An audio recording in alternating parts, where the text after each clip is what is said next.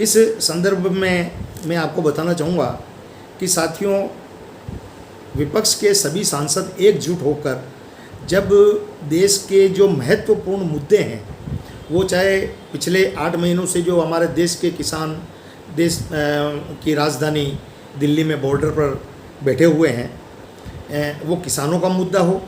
चाहे कोविड में पूर्ण रूप से असफल रही ये सत्ताधारी केंद्र सरकार हो, चाहे अभी जो वर्तमान में गर्म मुद्दा है पेगासस का, जो इजरायली सॉफ्टवेयर के द्वारा आम जन और मुख्यतः नेताओं, सामाजिक कार्यकर्ताओं, पत्रकारों, यहाँ तक कि बड़े अधिकारियों तक की जो जासूसी करवाई गई है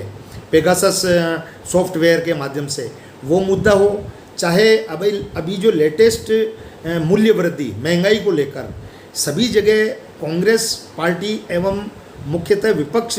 के सभी सांसदों ने एकजुट होकर और केंद्र सरकार को बहस करने के लिए निवेदन किया। लेकिन मैं आपको बताना चाहूँगा साथियों कि आज का जो हैशटैग मुद्दा है हमारे कांग्रेस पार्टी का, बीजेपी डिबेट से डरो मत, उस तहत मैं आपको बताना चाहूँगा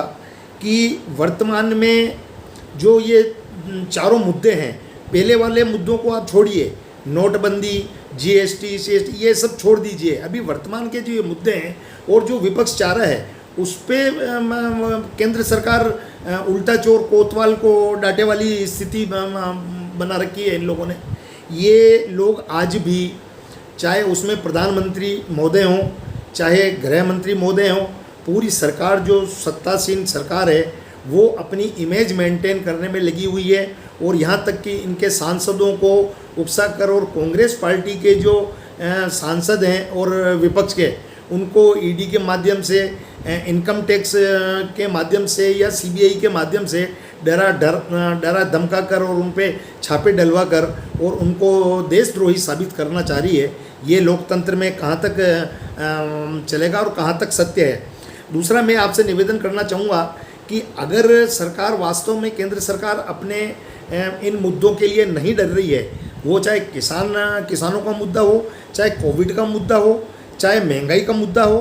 पेगासस का हो, तो क्यों नहीं खुले तौर पे बहस करवा लेती है। एक ज़माना था जब 2 सीटें आपकी थी तब भी बहस हुआ करती थी। और जब तक लोकतंत्र में विपक्ष मजबूत नहीं होगा तो आप और हम कैसे मान सकते हैं कि लोकतंत्र को बचाया जा सकेगा। इन लोगों ने अभी जो पेगासस का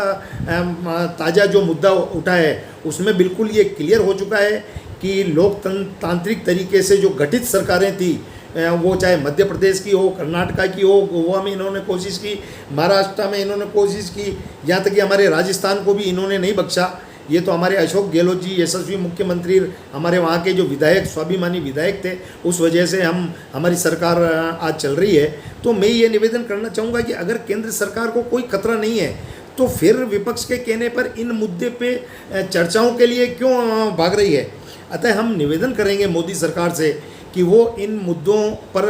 चर्चा के लिए आमंत्रित करे विपक्ष को, क्योंकि आप लोगों ने 7 साल जो आपका कार्यकाल था वो तो आपने 7 साल का तो आसमान पे थूकते थूकते ही आपने निकाल दिया। 7 साल, वो चाहे कोई सा भी मुद्दा हो, रोजगार का मुद्दा हो, महंगाई का हो, आपके काले धन का हो, एक भी मुद्दे में आप सफल नहीं हुए। यहाँ तक कि बेरोजगारी मुद्दा आज आप देख रहे हो, आर्थिक स्थिति पूरा देश इस चीज़ को देख रहा है। आप कोविड काल में किस तरह से विफल हुए, वो उसके लिए ज़्यादा कहने की ज़रूरत नहीं है, गंगा माँ साक्षी बनी हुई है। अतः हम आपसे करबद्ध निवेदन करना चाहेंगे केंद्र में बैठी सत्ताधारी सरकार से कि वो इन मुद्दों पर विपक्ष की आवाज़ को, जनता के रूप में, जनता ही भगवान होती है लोकतंत्र की, और उन्होंने आपको इसीलिए चुना था कि आज जो विपक्ष में बैठे हैं उनकी आवाज़ आप सुनिए। अतः हम आपसे निवेदन करते हैं कि आप वो चाहे किसानों का मुद्दा हो, कोविड का हो, पेगासस का हो, चाहे महंगाई का हो, इन मुद्दों पे आप खुले तौर से, अच्छे मन से अगर आप आमंत्रित करके और बहस करते हैं तो निश्चित तौर से इसका समाधान भी निकलेगा और लोकतंत्र को मजबूती की ओर अपन आप और हम अग्रसर कर पाएंगे। अतः हम निवेदन करते हैं कि इस पे ध्यान देवें। धन्यवाद। जय हिंद, जय भारत।